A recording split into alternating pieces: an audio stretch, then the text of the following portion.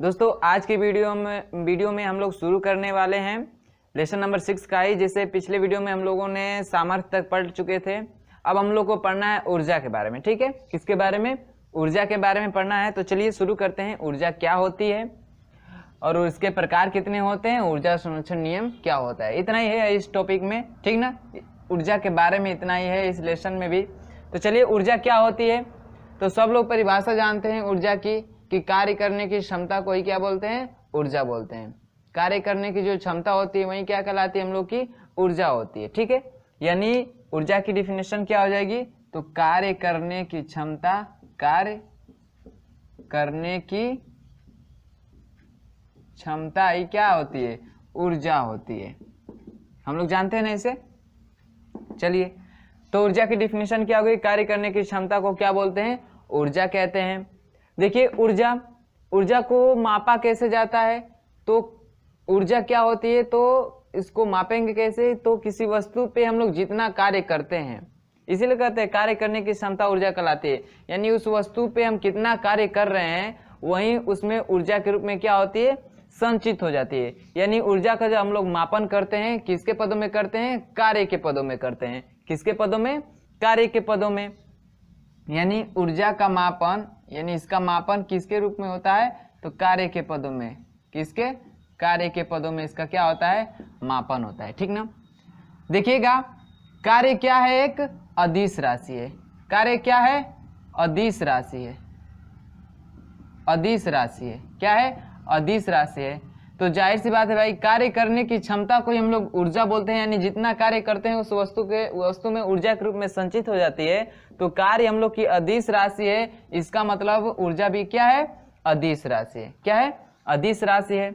इसके यूनिट की बात कर ले, यूनिट की, तो यूनिट क्या हो जाएगा, कार्य का मात्रक क्या होता है, जूल होता है ना। तो वहीं कार्य करने की क्षमता ही ऊर्जा होती है ना, तो इसका क्या हो जाएगा, मात्रक भी क्या होगा, जूल होगा। जो कार्य का मात्रक होता है वहीं किसका होगा, ऊर्जा का भी मात्रक होगा। ठीक ना, चलिए अब थोड़ा देख लेते हैं इसके प्रकार ऊर्जा के, कि कितने प्रकार की ऊर्जा होती है, यानी इसके कितने क्या होते हैं, पार्ट होते हैं, उसके बारे में देख लेते हैं। ठीक ना, तो इसको नोट करिएगा, फिर देखते हैं ऊर्जा कितने प्रकार की होती है। तो चलिए देखते हैं ऊर्जा के प्रकार। ठीक ना, ऊर्जा कितने प्रकार की होती है। तो ऊर्जा तो विभिन्न प्रकार की होती है, बहुत सी ऊर्जा होती है। गतिज ऊर्जा, स्थितिज ऊर्जा, द्रव्यमान ऊर्जा, यांत्रिक ऊर्जा, ध्वनि ऊर्जा, प्रकाश ऊर्जा, यानी बहुत सी ऊर्जा, वायु ऊर्जा, जल ऊर्जा, ये बहुत सी ऊर्जाएं होती हैं। लेकिन हम लोग को इसमें बेसिकली पढ़ना है गतिज ऊर्जा, स्थितिज ऊर्जा और द्रव्यमान ऊर्जा के बारे में। और जो ऊर्जाएं हैं उनके बस बारे में समझना है कि कौन सी ऊर्जा क्या होती है। यांत्रिक ऊर्जा किसे कहते हैं, जैव ऊर्जा किसे कहते हैं, उष्मीय ऊर्जा किसे कहते हैं, प्रकाश ऊर्जा किसे कहते हैं, इसके बारे में आपको बस समझना है। और ज्यादातर समझना है आपको गतिज ऊर्जा, स्थितिज ऊर्जा और द्रव्यमान ऊर्जा के बारे में, क्योंकि इसके फार्मूले हैं और इस पे कुछ न्यूमेरिकल्स आएंगे, उसको सोल्व करेंगे। ठीक ना, तो देखिए ऊर्जा में हम लोग पहला देख रहे हैं किसके बारे में, गतिज ऊर्जा के बारे में। गतिज ऊर्जा के बारे में, तो गतिज ऊर्जा क्या होती है भाई, गतिज में गति दिख रहा है ना, यानी किसी वस्तु के गति के दौरान उसमें जो ऊर्जा संचित रहती है। यानी गति के दौरान किसी वस्तु में जो ऊर्जा संचित रहती है गति के कारण, उसको हम लोग बोलते हैं क्या, गतिज ऊर्जा। क्या बोलते हैं, गतिज ऊर्जा। ठीक है, गतिज ऊर्जा को किससे दिखाते हैं, के से दिखाते हैं, काइनेटिक एनर्जी। और इसका फार्मूला होता है के बराबर 1/2 mv²। ठीक है, m क्या है, तो द्रव्यमान है उस वस्तु का, और v क्या है, तो वेग है कि किस वेलोसिटी से वो गति कर रही है। ठीक है, इतना क्लियर है। गतिज ऊर्जा क्या होती है। इसकी यूनिट की बात कर लें, यूनिट की, तो भाई जो मात्रक होगा क्या बोलते हैं, ऊर्जा का वही होगा ना, इसका मतलब इसका यूनिट भी क्या होगा, जूल होगा। ठीक है, डायमेंशन फार्मूला आप लोग निकाल सकते हैं। m का क्या होगा, कैपिटल M हो जाएगा, v², अरे v है यानी मीटर पर सेकेंड का स्क्वायर, तो अब वहाँ पे भी मीटर L², और t है तो t का भी स्क्वायर होगा, यानी t के -2। यानी जो हम लोग का कार्य का बीमा होता है ना, वही सेम ऊर्जा भाई, जो ऊर्जा होती है वो कार्य पे ही डिपेंड करती है। यानी जितना कार्य करते हैं वो ऊर्जा के रूप में संचित हो जाती है। तो जो कार्य का डायमेंशन फॉर्मूला है ml2t-2, वही इसका भी क्या होगा, वही डायमेंशन फॉर्मूला होगा। ठीक ना, तो उसको लिखने की जरूरत नहीं है। फिर हम लोग दूसरा देखते हैं। दूसरा स्थितिज ऊर्जा के बारे में, स्थितिज ऊर्जा के बारे में। स्थितिज ऊर्जा क्या होती है? स्थितिज ऊर्जा क्या होती है?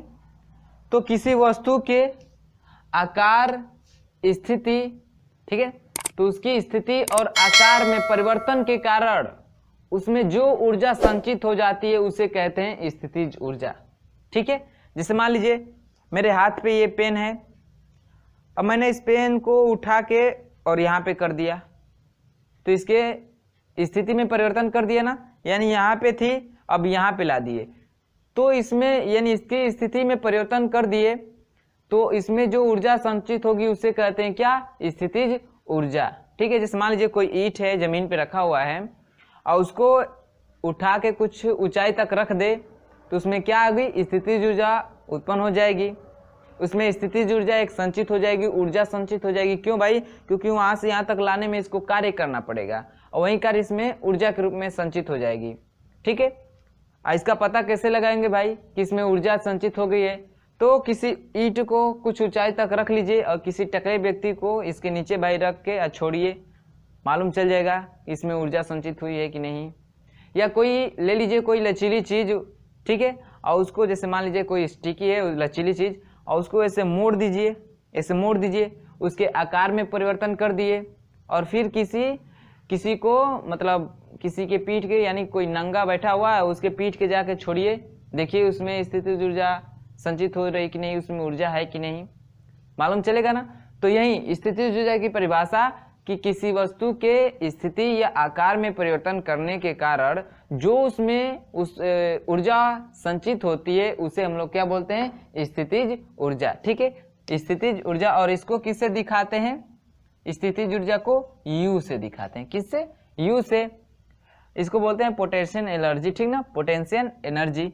और ये जो होता है इसका फॉर्मूला U बराबर क्या होता है? mgh होता है, mgh होता है। m क्या है? तो द्रव्यमान है। g क्या है? तो गुरुत्वीय त्वरण है। क्या है? गुरुत्वीय त्वरण है, एक्सेलरेशन है, गुरुत्वीय त्वरण है। ठीक है, और h क्या है? तो ऊंचाई है। h क्या है? ऊंचाई है, यानी पृथ्वी तल से कितनी ऊंचाई तक, जितनी ऊंचाई बढ़ाएंगे उतना ही स्थितिज ऊर्जा का मान बढ़ता जाएगा, h घटाएंगे तो स्थितिज ऊर्जा का मान घटता जाएगा। ठीक ना, वैसे सब इस पे निर्भर करेगी। ऐसे इतना क्लियर है? इसका भी यूनिट जूल ही होगा। ठीक ना, डायमेंशनल फार्मूला जो ऊर्जा का होता है, कार्य का होता है, वही होगा। ठीक ना, और कुछ इसमें नहीं। चलिए बस फार्मूला याद करना है। और एक तीसरा है क्या? द्रव्यमान ऊर्जा। द्रव्यमान ऊर्जा, द्रव्यमान ऊर्जा क्या होती है भाई?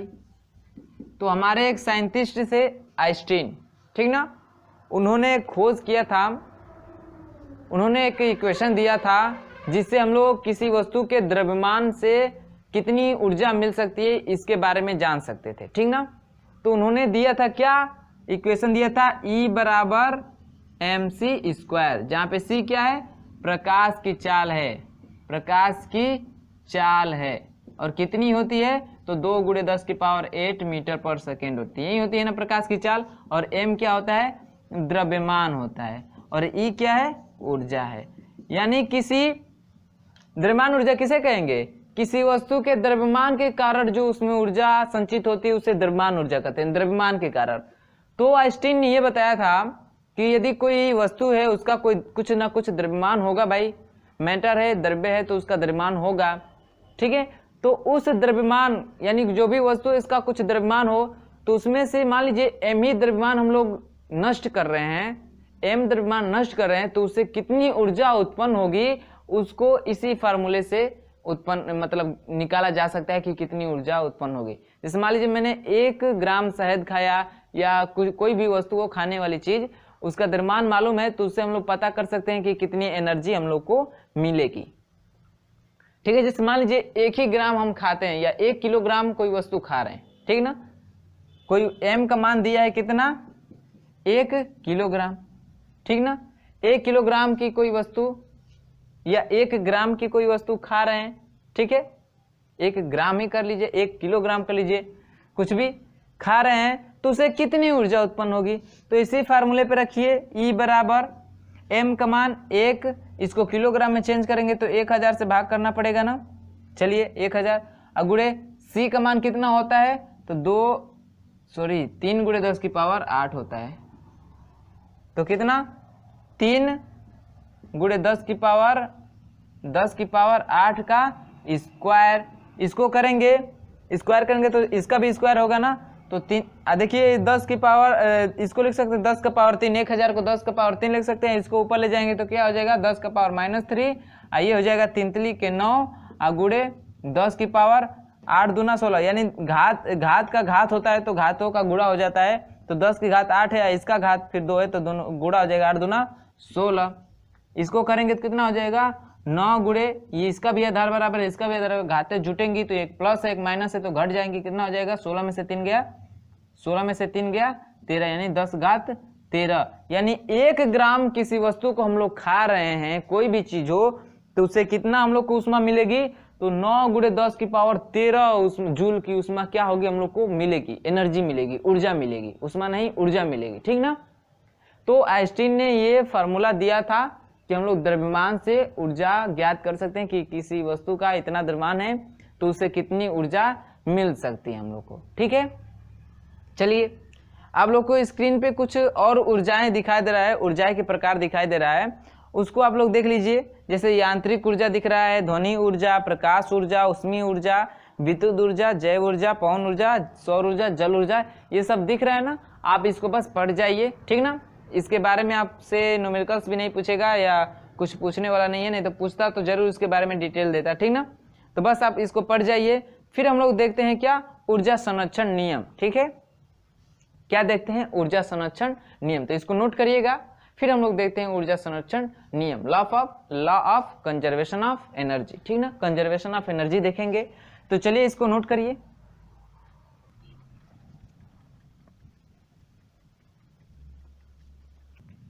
चलिए तो हम लोग का टॉपिक है ऊर्जा, लास्ट टॉपिक है, ठीक ना, ऊर्जा संरक्षण नियम। ऊर्जा संरक्षण नियम, ऊर्जा संरक्षण नियम क्या कहता है भाई, तो ऊर्जा संरक्षण नियम यही कहता है कि जो ऊर्जा होती है ना तो इसको उत्पन्न कर सकते हैं ना ही इसको नष्ट कर सकते हैं, बस क्या कर सकते हैं, तो इसको एक फॉर्म से दूसरे फॉर्म में क्या कर सकते हैं, बदल सकते हैं, ठीक है। जैसे मान लीजिए कोई वस्तु है, पृथ्वी से की ऊंचाई से कुछ ऊंचाई से नीचे गिराया जा रहा है, तो उसमें भाई दोनों ऊर्जाएं होंगी, स्थितिज ऊर्जा, गतिज ऊर्जा। स्थितिज ऊर्जा और गतिज ऊर्जा हर बिंदु पे जो उनका योग होता है वो नियत होता है, ठीक ना। तो जब वो पृथ्वी से टकराएगी तो जो उसकी स्थितिज या गतिज ऊर्जा है वो ऊष्मीय ऊर्जा, ध्वनि ऊर्जा या प्रकाश ऊर्जा के रूप में क्या होगी, दूसरे फॉर्म में चेंज हो जाएगी। यानी जो उसमें गतिज ऊर्जा, स्थितिज ऊर्जा है, अब वो प्रकाश ऊर्जा, ध्वनि ऊर्जा यानी दूसरी ऊर्जाओं के रूप में क्या हो जाएगी, बदल जाती है, ठीक ना। तो कंजर्वेशन ऑफ एनर्जी यही कहता है, यानी ऊर्जा संरक्षण नियम यही कहता है कि ऊर्जा को ना तो नष्ट कर सकते हैं ना ही उत्पन्न कर सकते हैं, इसको एक रूप से दूसरे रूप में हम लोग क्या कर सकते हैं, बदल सकते हैं, ठीक है। यानी ऊर्जा जो होती है उसको नष्ट नहीं किया जा सकता है, नहीं तो उत्पन्न किया जा सकता है, ठीक ना। तो यही है बस आपका अंतिम टॉपिक, ऊर्जा संरक्षण नियम ही, ठीक है। अब क्या है कि जो हाँ कुछ आप लोग के महत्वपूर्ण तथ्य हैं इस लेसन के, और एक सारणी है तो वो तो सारे फार्मूला आप लोग जानते ही हैं। इसके जो महत्वपूर्ण तथ्य है इसको पढ़ जाइए आप लोग को स्क्रीन पे दिखा दिया जा रहा है, इसको बस आप लोग पढ़ लीजिए और इसको याद कर लीजिए, ठीक ना। थोड़ा ये ऑप्शनल में पूछ सकता है या आपको क्विक रिवीजन के लिए महत्वपूर्ण तथ्य दिया जाता है कि क्विक रिवीजन हो जाए पूरे लेसन का, ठीक है, कि ये पूरा लेसन का निचोड़ होता है महत्वपूर्ण तथ्य जो आपको दिखाया जा रहा है स्क्रीन पे, ठीक ना। तो चलिए इसको पढ़ लिए तो हम लोग शुरू करते हैं इसके न्यूमेरिकल्स, कुछ न्यूमेरिकल्स सॉल्व करते हैं, ठीक है। तो चलिए देखते हैं कुछ न्यूमेरिकल्स। देखिए पहला न्यूमेरिकल क्या कह रहा है इसका, कह रहा है कि किसी इंजन की सामर्थ्य एक अश्व शक्ति है, इसका तात्पर्य है। पहला क्वेश्चन कह रहा है कि कोई एक इंजन है जिसका सामर्थ्य, ठीक है, जिसका सामर्थ्य कितना है, एक अश्व शक्ति है, एक अश्व शक्ति है, ठीक है, एक अश्व शक्ति है। तो इसका तात्पर्य क्या है? तो हम लोगों ने पढ़ा है सामर्थ्य P बराबर क्या पढ़ा है, W/T। P का ही मान दे दिया कितना, 1 औसत 1 HP 1 horse power, W/T 1 horse power में कितना वाट होता है, तो 746 वाट, 746 वाट।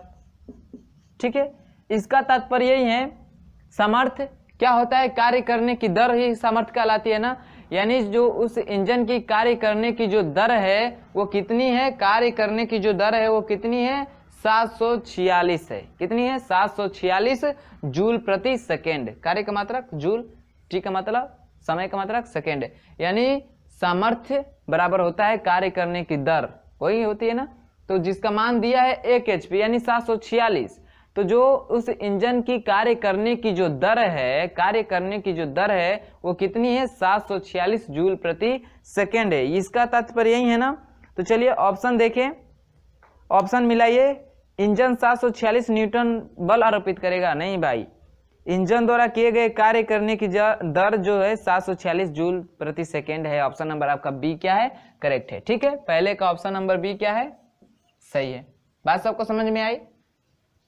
चलिए दूसरा देखते हैं।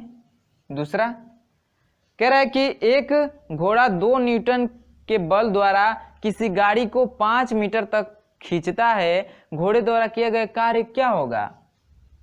F का मान दिया है 20 न्यूटन, कितना दूर खींचता है, S का मान दिया है 5 मीटर, यही दिया है ना, 5 मीटर। तो किया गया कार्य क्या होगा, कार्य बराबर क्या होता है, बल गुणते बल की दिशा में विस्थापन। बल कितना है 20 गुणे विस्थापन कितना है 5, कितना हो जाएगा, 5 दूना 10, यानी 100 जूल कार्य कर, यानी 100 जूल का कार्य करेगा वो घोड़ा। ठीक है, कितने जूल का, 100 जूल का। चलिए ऑप्शन की बात करें, 100 जूल, ऑप्शन 100 जूल नहीं यही दिया है, 20 गुणे 5, 20 गुणे 5 जो कि आपका ऑप्शन नंबर सी है। ठीक ना, ऑप्शन नंबर सी, 20 गुणे 5 का क्या करेगा वो घोड़ा, कार्य करेगा। सबको समझ में आया। चलिए बहुत छोटे छोटे हैं, चलिए देखें, फिर आगे थोड़ा कुछ मिलेगा इंटरेस्टिंग। पहले इधर तो कुछ छोटे छोटे ही मिलेंगे। देखिए तीसरा भी बहुत ही सिंपल है। कह रहा किसी वस्तु पर 7 न्यूटन का बल लगाने पर वस्तु बल की दिशा में 8 मीटर विस्थापित हो जाती है, वस्तु द्वारा किए गए कार्य की गणना होगी। आप ऐसे ही मार सकते हैं, बल कितना लग रहा है 7 न्यूटन का, विस्थापन कितना हो रहा है 8 मीटर का, यानी ये 7 हो गया, ये 8 हो गया, 8 7 56, यानी जो तीसरे का होगा कितने कार्य होगा, 8 गुणे 7 यानी 56, कितना होगा 56 जूल। ऑप्शन की बात कर ले तो कौन सा है भाई ऑप्शन, तीसरे का 56, option number B, option number B. ठीक ना, मजा आ रहा है, सब लोग समझ पा रहे हैं। ठीक है, नोट करते रहिए और फिर हम लोग आगे भी देखते हैं। चौथा क्वेश्चन, चौथा क्वेश्चन क्या कह रहा है, ये भी सिंपल है। कह रहा है कि एक पिंड पर 40 न्यूटन का बल लगाने पर यह बल की दिशा में 60 अंश के कोण पर 20 मीटर विस्थापित होती है, तो कार्य की गणना कीजिए। ये भी बहुत ही आसान है, आपका जो चौथा है बहुत ही आसान है। क्या है, F का मान दिया है कितना 20 न्यूटन, सॉरी देख ले एक बार, F का मान दिया है 40 न्यूटन, थीटा का मान दिया है 60 और विस्थापन दिया है 20। ठीक ना, यानी F का मान दिया है 40 न्यूटन, थीटा का मान दिया है कितना 60 अंश और जो S है वो कितना है 20 है। तो भाई हम लोग कार्य का फार्मूला पढ़े, यानी जब कोई वस्तु जो बल लगा रहे हैं उससे थीटा कोण पे विस्थापित होती है, तो हम लोग का फार्मूला कार्य का होता है W बराबर FS cos थीटा। F का मान दिया है कितना 40, S का मान कितना दिया है 20, थीटा का मान कितना दिया है 60, क्या हो जाएगा, इसका गुणा करेंगे 4 दूना 8 यानी 800 और cos 60 अंश का मान क्या होता है 1/2, कटाएंगे तो कितना हो जाएगा 400 जूल, कितना हो जाएगा 400 जूल, यानी जो कार्य होगा हम लोग का कितना होगा 400 जूल का। तो ऑप्शन की बात कर ले चौथे का, तो 400 आपका ऑप्शन नंबर बी, आपका ऑप्शन नंबर बी क्या हो गया, सही हो गया। ठीक है, अच्छा है ना, अच्छा लग रहा है सबको, अच्छा लग रहा हो तो वीडियो को लाइक करते रहिएगा और अपने दोस्तों में शेयर करते रहिएगा। फिर हम लोग देखते हैं पांचवा क्वेश्चन, ठीक है, इन सबको नोट करिएगा। फिर हम लोग देखते हैं पांचवा क्वेश्चन क्या कह रहा है, ठीक है, चलिए नोट करिए इसे।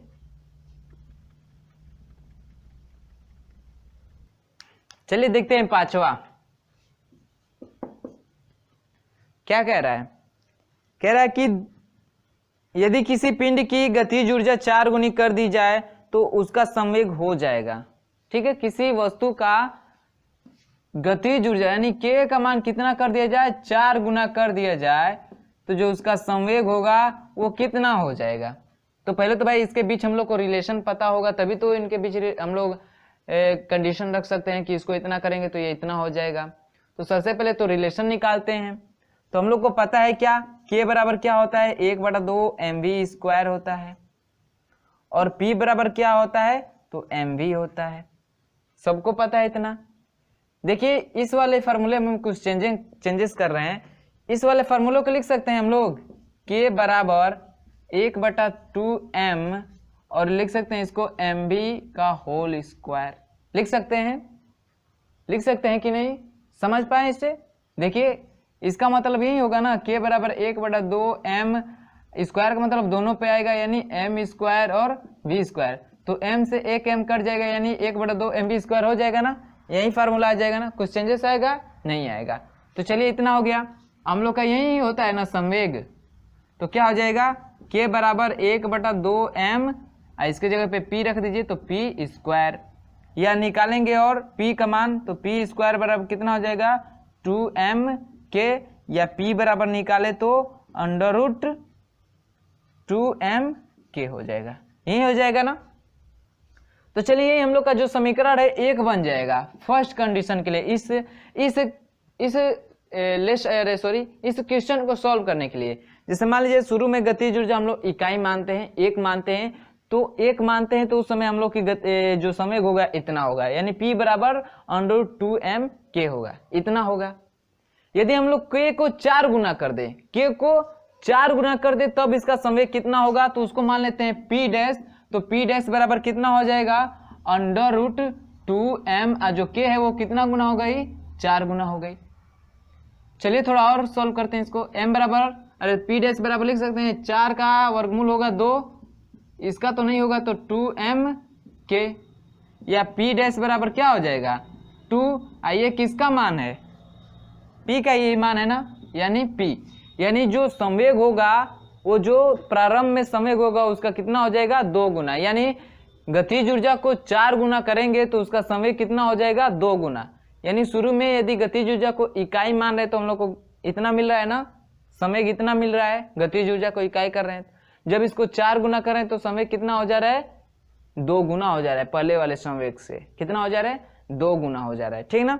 तो यही है आपका, यहीं पे आपका मिल गया आंसर, कितना हो जाएगा, 2 गुना हो जाएगा, 2 गुना हो जाएगा, ठीक है। तो ऑप्शन की बात कर ले पांचवे का, तो option number B, option number दूसरा 2 गुना, 2 से ऑप्शन नंबर बी, दूसरे पे बी होता है ना। चलिए सबको समझ में आया होगा, ये इसको नोट कर लीजिएगा, ये दोनों में क्या है, संबंध है, ठीक ना, p² बराबर 2mk, ठीक है। और कैसे निकालें ये भी आप लोग देख चुके। चलिए अच्छी बात है। फिर हम लोग देखते हैं 6वां क्वेश्चन। 6वां क्वेश्चन क्या कह रहा है, 6वां क्वेश्चन, इसको नोट कर लीजिए पहले, फिर बताते हैं उसको।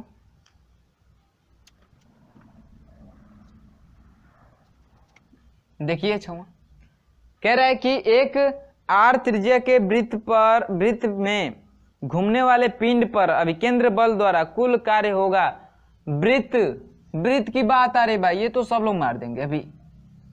जस्ट वृत्त पर कोई पिंड क्या कर रहा है, घूम रहा है, तो इसके द्वारा किया गया कार्य क्या होता है भाई, जो W होता है वो क्या होता है, 0। क्यों, क्योंकि जो बल लगता है इस पे अभिकेंद्र बल वो त्रिज्या के यानी इस पे केंद्र की तरफ लगता है।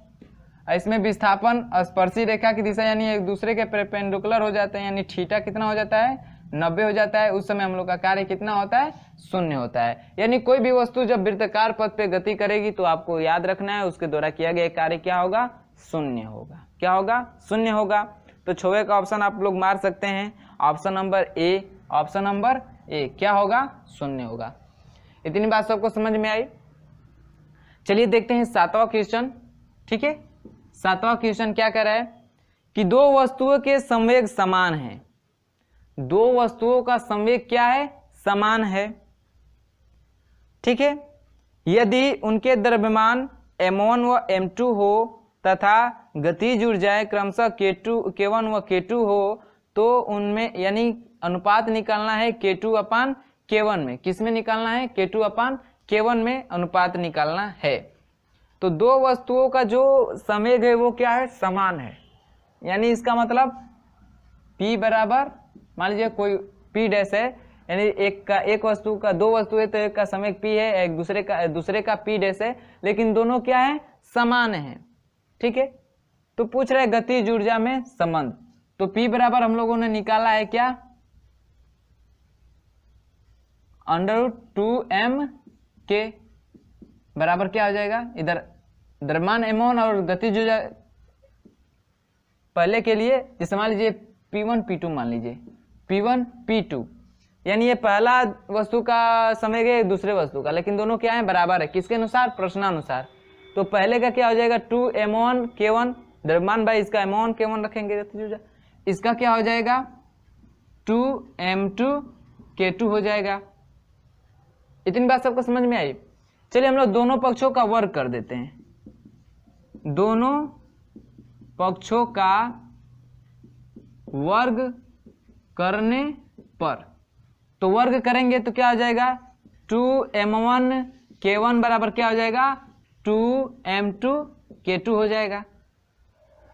इतनी बात सबको समझ में आई? चलिए 2 से 2 कट जाएगा। हम लोग को k2/k1 लाना है ना। k2/k1 का मान कितना हो गया? यही पूछा है ना। तो चलिए भाई k2 इधर है तो क्या हो जाएगा? ये k1 जाके इधर इसके बटे में लगेगा ना, तो k2/k1 बराबर इधर क्या बचा है? m1। ये m2 गुणम है तो इसके आके क्या हो जाएगा? बटे में, यानी m1/m2। यानी जो k2/k1 का मान निकल के आया कितना आया? m1/m2। सबको समझ में आया ना कहाँ से किए? मैंने कहा ना कि ये फार्मूला यूज होगा। अभी 5वें सवाल में किए, निकाले थे ना P और K में संबंध, P और K में संबंध। यही P बराबर इतना होता है ना 2m के में। तो जैसे P1 के लिए ये m1 हो जाएगा, K1 हो जाएगा, P2 के लिए m2 K2 हो जाएगा। बस दोनों पक्षों का वर्ग करेंगे तो करनी हट जाएगी, क्योंकि करनी का जब वर्ग करते हैं तो करनी हट जाती है। और कैसे हट जाती है भी बता दें।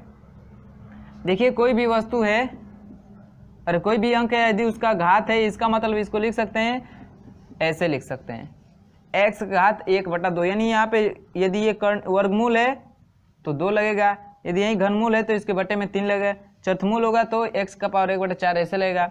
इसी का हम लोग स्क्वायर करें, इसका मतलब इसका भी स्क्वायर।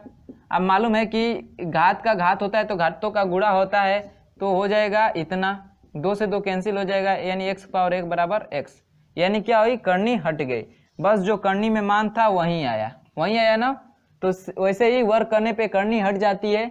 और यहाँ से हम लोग को k2/k1 का मान निकालना है, तो सब पक्षांतर करेंगे तो यह m1/m2 आएगा। तो चलिए ऑप्शन की बात कर ले। m1/m2, k2/k1 क्या होगा? किसके बराबर होगा? m1/m2 के। तो ऑप्शन नंबर आपका ए मैच कर रहा है। कौन सा? ए। बात सबको समझ में आई होगी? नोट करिएगा। फिर हम लोग देखते हैं 8वां क्वेश्चन। ठीक है, 8वां क्वेश्चन जो कि थोड़ा लॉजिकल है। ठीक है, तो नोट करिए इसे, फिर देखते हैं 8वां। चलिए देखते हैं 8वां क्या कह रहा है, इसको समझ लेते हैं। कह रहा है कि 1 किलोग्राम द्रव्यमान का एक पत्थर का टुकड़ा 25 मीटर की ऊंचाई से स्वतंत्रतापूर्वक गिराया जाता है। जब वह पृथ्वी से 4 मीटर की ऊंचाई पर है तो उस क्षण उसकी गतिज व स्थितिज ऊर्जा क्रमशः होंगी। ठीक है, यानी मान लीजिए पृथ्वी तल है। ठीक है, क्या ये पृथ्वी तल है और इससे 25 मीटर की ऊंचाई पे, कितना?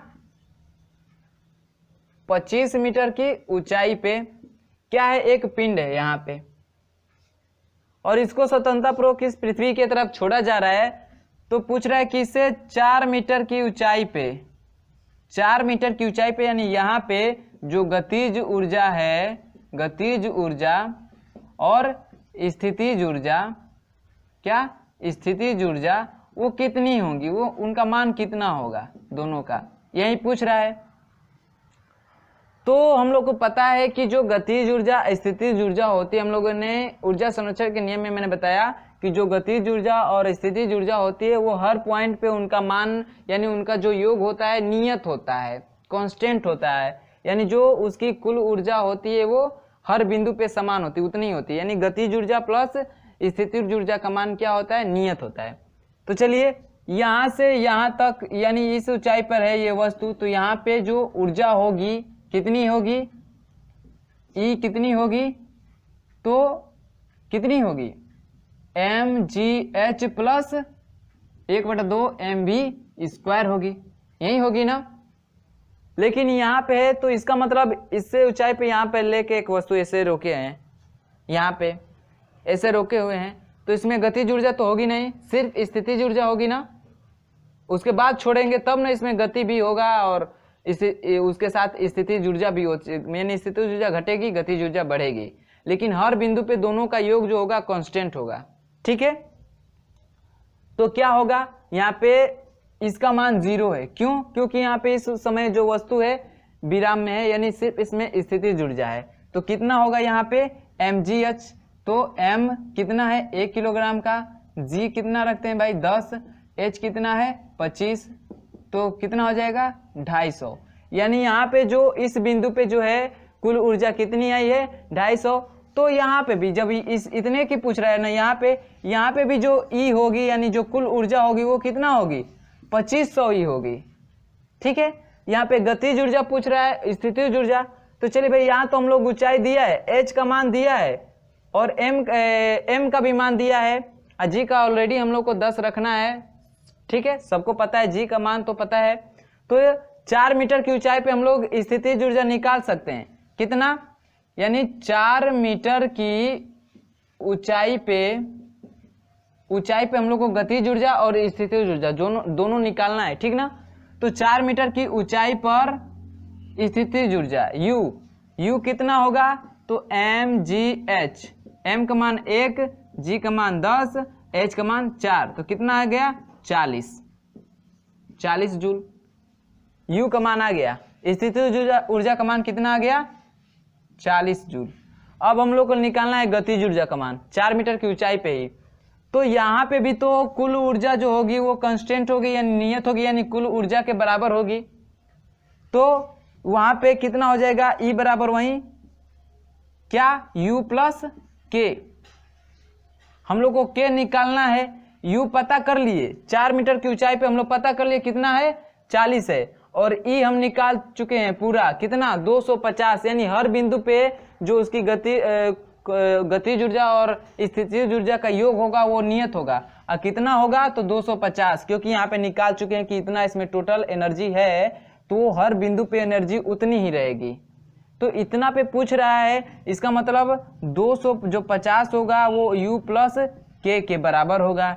U का मान हम लोग ने 40 निकाल रखा है 4 मीटर की ऊंचाई पे, तो वहाँ पे गतिज ऊर्जा निकाल सकते हैं आसानी से।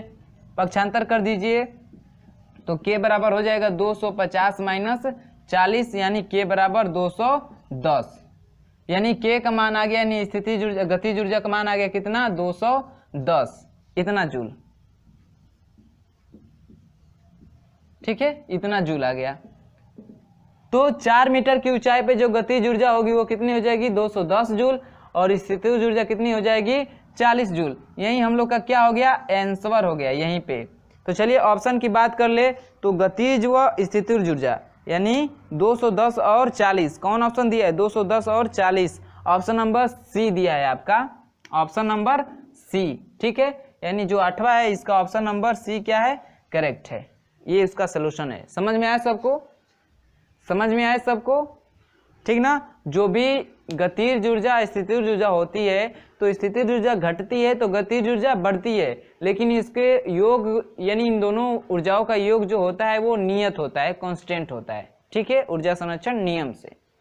तो चलिए इसको नोट करिए, फिर हम लोग देखते हैं 9वां क्या है। बस कह रहा है कार्य की केवल दिशा होती है, केवल परिमाण होता है, न तो दिशा होती है न तो परिमाण होता है, परिमाण व दिशा दोनों होते हैं। तो भाई कार्य अदिश राशि है, कार्य क्या है, अदिश राशि है। अदिश राशि किसे कहते हैं, तो वे राशियां जिनको दर्शाने के लिए केवल परिमाण की आवश्यकता होती है, दिशा की नहीं। तो कार्य में क्या होगा भाई, केवल परिमाण होगा, दिशा नहीं होगी। ठीक है, तो केवल परिमाण होगा, यानी ऑप्शन नंबर बी, यानी जो 9वां है उसका ऑप्शन नंबर आपका ऐसे ही करेक्ट हो गया, क्या, बी। ठीक है, कार्य में केवल परिमाण होता है, दिशा नहीं। ये नहीं कि हमने पूरब की दिशा में 50 जूल का कार्य किया या हमने ऊपर की दिशा में इतना जूल, यानी दिशा इसमें नहीं होती है। कार्य एक अदिश राशि है, तो अदिश राशि की दिशा नहीं होती है, केवल परिमाण होता है। ठीक है, चलिए हम लोग देखते हैं इस वीडियो का लास्ट क्वेश्चन, 10वां क्वेश्चन, और फिर अगले वीडियो में मिल लेंगे इसके आगे वाले क्वेश्चनों के साथ। ठीक है, तो चलिए देखते हैं 10वां क्वेश्चन, इसको नोट करिएगा, फिर हम लोग देखते हैं 10वां। देखिएगा 10वां क्या कह रहा है। 10वां यही कह रहा है कि एक लड़का जिसका द्रव्यमान 50 किलोग्राम है, अपने साथ 10 किलोग्राम का बक्सा लेकर सीढ़ियों द्वारा 10 मीटर की ऊंचाई पर छत पर 1 मिनट में पहुंच जाता है, चढ़ जाता है, तो लड़के की सामर्थ्य है।